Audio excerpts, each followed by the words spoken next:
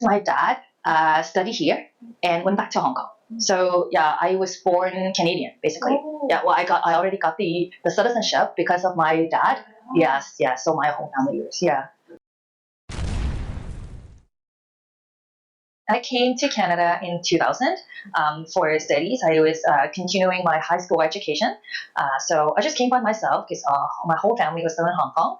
I came first also in Markham because I got my some of my relatives here living in Markham. So the first year of after I came, and I just lived in their house. So they were very kind enough to host me for that year. So I was able to complete my studies, and then yeah, I was there for my last year of high school. So after I came, and then just gradually my younger brother and my mom yeah, also came as well. I went to University of Toronto to continue my education. So yeah, it was well, to me it was a totally different experience in terms of like the learning environment. Comparing here in Canada and to Hong Kong, it's I think it's more like less feeling less pressured, especially when in terms of studies. So yeah, to me it's like more free and more that I can actually make my own choice, like to think of what I would love to study and what I would love to do after I graduate. So yeah, this is a totally different experience, totally different feeling. And what did you study? Oh, at university I study political science and history, so double major. And I honestly I didn't know a lot about politics. It was just that back in the old days, I didn't have a chance to experience what it was like other than like reading news, right?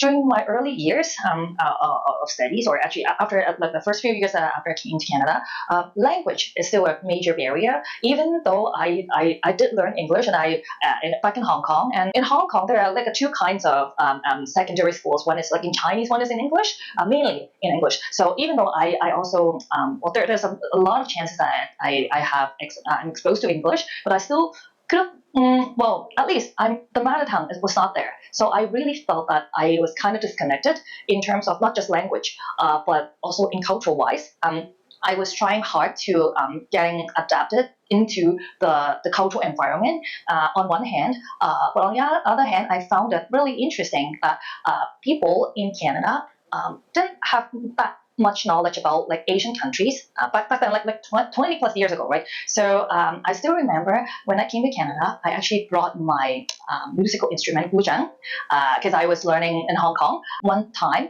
I was performing at the Christmas gala at my school. So people were actually wow was surprised what I was playing and what that instrument was. You mean in Markham? In my high school. Yes, yes. So that was a very interesting, and it was fun, like performing in front of all other like all different like race, all different people, different kinds of people. They had no idea what that instrument is, what Chinese instrument is about, and basically they never heard of the sound. So it was kind of fun that I was able to kind of bring something new to them. But on the other hand, it was still giving me like some kind of challenges when I was getting adapted to their the so called mainstream culture. Like people here are actually very into hockeys, into outdoor sports, which I was not actually a very sporty person.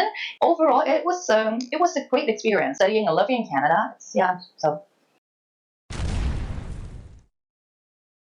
I guess we'll just talk more to people, and usually, well, when I well, not just myself, when people started in a new place, they were just very scared of getting out of their comfort zone. So I guess the first step is to well, probably just step out, and if you're afraid to talk to people, you don't need to talk actually. Just go anywhere by yourself, just to experience or just to look and see how people do things, how people talk, and yeah, sometimes I was afraid to speak up as well when I was when I was small.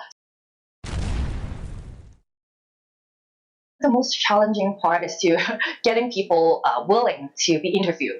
that's always the hard part.